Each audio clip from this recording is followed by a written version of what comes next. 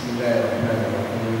الحمد لله رب العالمين، وصلى الله وسلم وبارك وأنعم على سيدنا ونبينا محمد وعلى آله وصحبه وسلم تسليما كثيرا إلى يوم الدين. ثم أما بعد،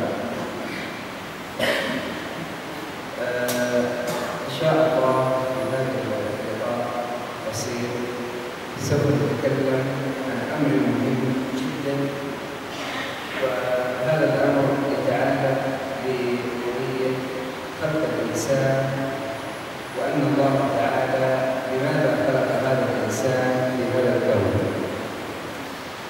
Bismillahirrahmanirrahim. Sudah mulai dengan memuji Allah Subhanahu wa taala dan berselawat kepada Nabi sallallahu alaihi wasallam. Insyaallah kita akan membicarakan tentang satu masalah yang sangat penting, yaitu tentang penciptaan manusia dan kenapa Allah Subhanahu wa taala menciptakan manusia dan apa tugas daripada manusia. حقيقة أن هذا الكون يعني الله عز وجل في كثير من الآيات القرآنية يأمر الإنسان أن يتفكر في هذا الكون. قل سيروا في الأرض فانظروا أولم تتفكروا. يعني آيات كثيرة تدعو الإنسان إلى التفكر في هذا الكون. Bapak Ibu sekalian yang dimuliakan Allah Subhanahu wa taala, Allah menciptakan semesta alam ini. Dan Allah Subhanahu wa taala juga menciptakan manusia.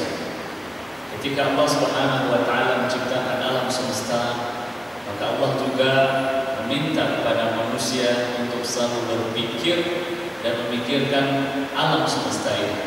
Dalam beberapa ayat Allah Subhanahu wa taala sering mengulang tentang bagaimana manusia supaya berpikir tentang alam semesta ini. والتفكر، الدعوة إلى التفكر يعني أنها تزيد في إيمان الإنسان حينما يرى السماوات والمجرات والنجوم والجبال والشجر والدواب والحيوانات والبحار والأنهار، كل هذا يزيد الإنسان إيمان في عظمة الخالق وقدرته وقوته.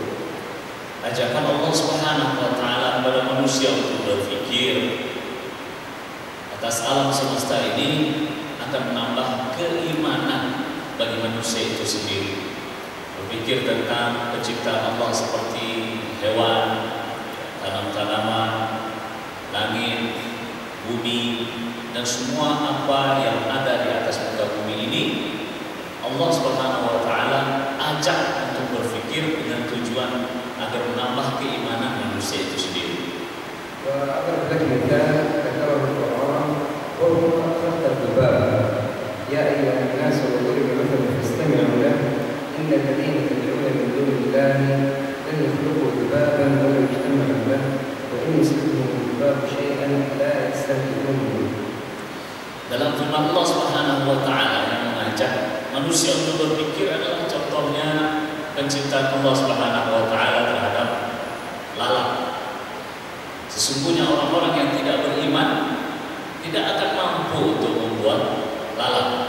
Itu salah satu contoh agar manusia melihat penciptaan Allah Subhanahu wa taala dan berpikir dengan kekuasaan Allah Subhanahu wa taala pada binatang yang kecil, tetapi itu merupakan satu bentuk yang membuat iman orang bertambah.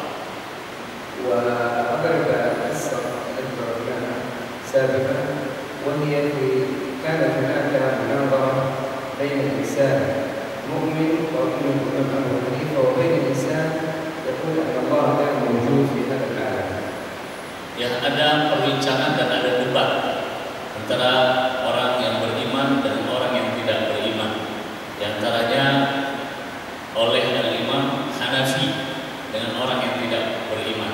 Bagaimana perdebatannya dan apa perdebatannya akan kita dengarkan.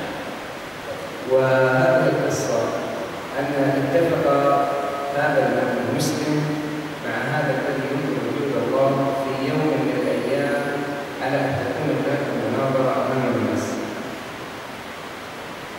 Antara orang muslim dan orang yang tidak beriman dengan Allah Subhanahu wa taala, mereka sepakat untuk mengadakan perdebatan di depan masyarakat banyak ataupun di depan warga yang begitu banyak. Kita kisah yang disampaikan oleh Syekh ini tentang seorang muslim dengan orang yang tidak beriman kepada Allah Subhanahu wa taala dan di depan khalayak ramai. فتأخر المسلم عن الوضوء بساعات فقال ذلك الرجل انظر كيف هذا الشيء يعني قابل للمناظرة أمامه. Ya.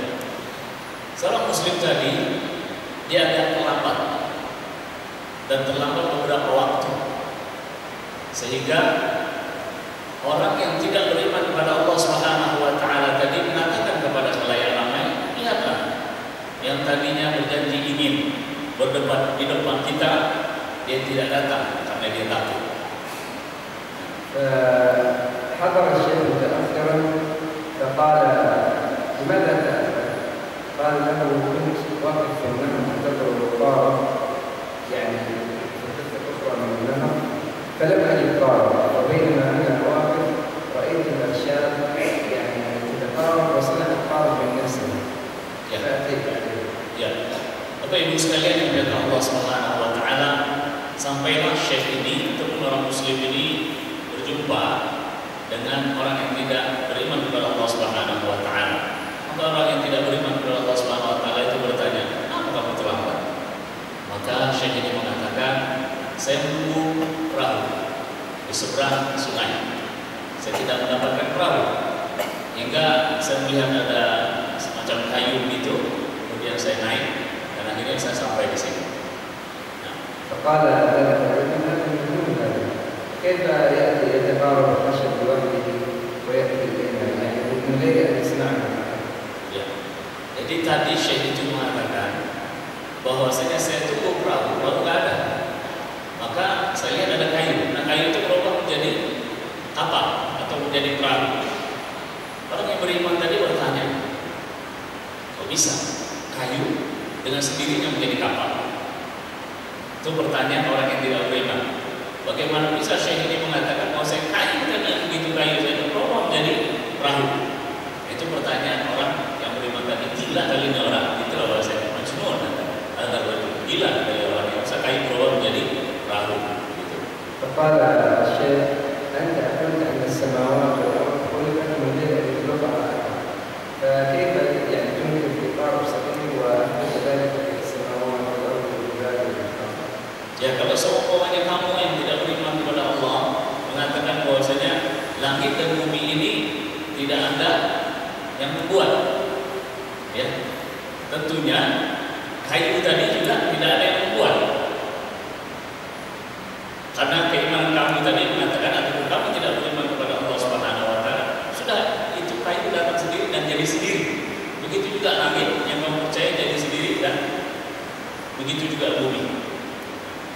لذلك نزل هذا الرجل أول ما يتفكروا في خلق السماوات والأرض هذه الآيات Ya beberapa ayat dalam Al-Quran itu mengajak manusia untuk berpikir sekali lagi untuk menambah keimanan seseorang. أفلا ينظرون إلى الإبل كيف خلقت وإلى السماء كيف رفعت وإلى الجبال كيف نصبت وإلى الأرض كيف سطحت. Ya itu beberapa ayat